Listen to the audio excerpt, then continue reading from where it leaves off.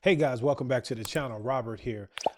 Today, I want to talk to you all about the why it is that you buy a home before we get into the how. I've noticed over this past week, 7 consultations, the common underlying theme is you all are wanting me to tell you that you should buy a house or why you should buy a house.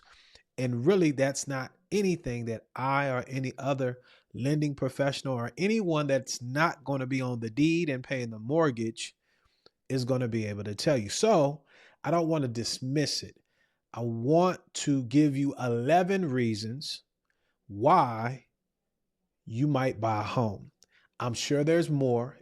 And if I miss any that you guys can think of, when I say you guys, those of you that are watching and those of you that are in the community, make sure to put it down in the comment section because folks really need help in this area.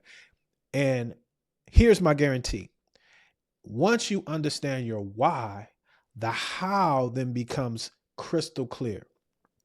The how you're going to afford it, the how you're going to choose where you buy, all of those things, the actual mechanics of buying said house and paying for it and maintaining it become clear once you know your why. Let go. Family, lifestyle, career, and life events that drive home buying. Marriage, coming together, having a spouse. I guess there's a lot of different ways to do that today. No disrespect to anyone, but whenever one becomes two, right? We're coming together and you're looking to create a new household, having children. This is another event. I could think just recently, one of my past clients, they got a bonus baby, wasn't expecting it. New baby pops up and they're like, hey, you know what? We need more space. So children, space, growing, that's another life event. Divorce, unfortunately, separating a union, downsizing, or just lifestyle upgrades. Some of you guys want to live in certain places and have a certain lifestyle. Let's move forward. Here are some triggers to go a little deeper. When you have a partnership and you come together, now you have more purchasing power. And when you were single, that may have been the barrier to prevent you from getting onto the housing ladder. If you have children, I'm going to tell you like this here, children spend more money and they don't have no job. You feel me? Because we, the parents, we love our kids, right? All joking aside. So, children and the growth or the size of the family and wanting to have space or good schools, a lot of variables are around the children, as you can see here. And so they are triggers. I need to get another house or I need to get a house. As we mentioned, divorce, you're separating, right? But more times than not, if you've been living in a home and you separate, you still are going to go to another home. Maybe somebody's renting, but for the most part, the people that I've dealt with, they want to continue that lifestyle of living in a home because they're accustomed to that. Quick aside to that point, if you are divorcing and you've been a domestic engineer and not have any type of income coming in, these are things that you want to think about up front, especially if you get said house, because I've seen a lot of people go into financial hardship. They get the house, but they don't have a way to afford it. So a lot going on in that situation, different video, but I just wanted to throw that out there. Downsizing. You've had the family, you've come together, you had the family, you didn't divorce, but the kids have left. Okay, I don't need all of this space anymore. So, folks, downside. That might be the impetus, the catalyst, the trigger. And then a desire for space. Some people want space. None of these other things are going on, or could be a combination of several of them, but space is the catalyst for the trigger, the move, the look to say, you know what, I need to buy a home or a different home. So the second category I will put, or section I will put under the career and financial changes. As you see there with some of the statistics, and we'll go into it here in a minute, a little bit, but the number one reason for buying a home is job relocation. Makes sense, right? New money, new opportunities, purchase a home. 65% Number two, of retirees relocate within 5 years, probably getting close to the grandbabies if they have them or their family members. And then 72% of first time homebuyers cite stability as the primary reason. Matches my data from people that I'm speaking with, especially the ladies that we have that are in the community and call looking for stability. And let's go a little deeper, right? Job relocation, new job.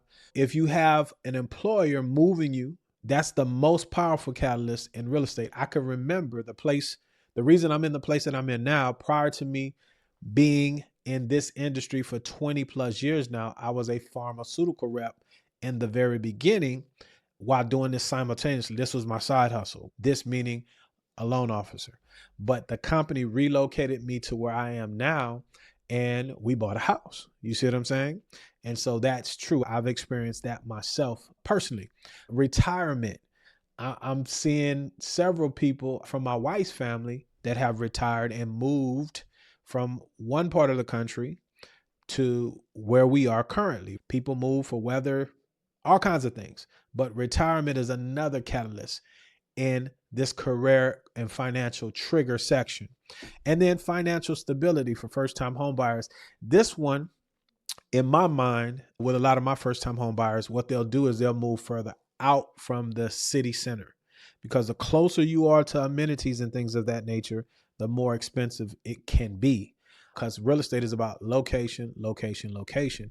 But that being said, they're looking for stability with the schools and the kids to be in one place for a period of time. So this bodes well to the point for you guys when you're understanding your why and you're trying to figure out what category you fall into and what specific reason. All of these have time considerations that you should have. Like with this last one, first time home buyers got to be in that place 5 years. 5 years, especially with some of these new home construction offers with all of these so-called incentives. Well, they're incentives, but they get you in. But if you have to move within that 5-year period, chances are you've not built any equity and you're locked in. So consider these things. And again, that's just a little extra. Let me try to stick to the slides because I got a problem with that. The third tier, or the third category, and then we'll have the subs, or other life events, right? And so as the cycle of life goes, unfortunately, we have people that pass away. So this is another catalyst because of what I aforementioned. Maybe the domestic engineer was at home and the breadwinner may have passed. And okay, now we have to downsize because of, the death or the loss of the income, so on and so forth. Desire to be closer to family. We mentioned that, but that's a very strong catalyst for you to potentially want to buy. And then graduation from college or something of that nature is another one, okay? And so to summarize this thing, to summarize it and be able to help you get your mind wrapped around or start asking yourself, why am I buying? I believe if you stick in these areas, more logical reasons, less emotional, you won't get yourself in trouble. You won't be buying because you saw something on Instagram or HGTV or wherever they're showing these houses, Zillow, Redfin, all these places. You won't buy because of that. You won't buy because of FOMO, the fear of missing out. You'll be buying because something in your life has happened, and it's probably in one of these 11 categories. As I alluded to earlier, get down in the comment section, if you will, and let us know of other great reasons to get onto the housing ladder, because it helps the community. I'll thank you in advance for those that are going to learn from it. Okay. Let's recap. Marriage or partnerships. Okay. Having children, divorces, downsizing, lifestyle upgrades, job relocations, retirement, financial stability, death of a loved one, moving closer to family, and education or graduation. If you stick in these 11 areas, I'm going to tell you what, man, you will be well on the way to understanding now how I need to obtain said house, because I know my why. As it says here, now you know the why, okay? The how is very easy to understand, right? On this channel, we don't drive people. I don't sell to you. I'm not trying to sell you a mortgage or anything of that nature. We're trying to help you solve for a problem, or let's change that. That's negative in connotation. We're trying to solve for a life event.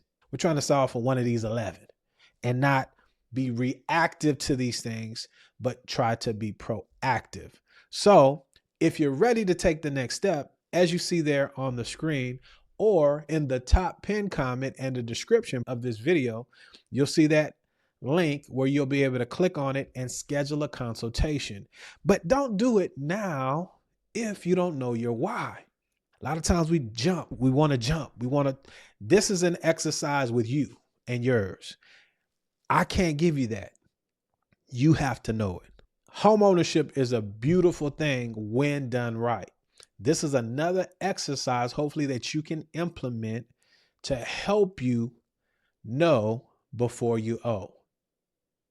If you're ready and you want to understand how to get the right mortgage, the right loan to help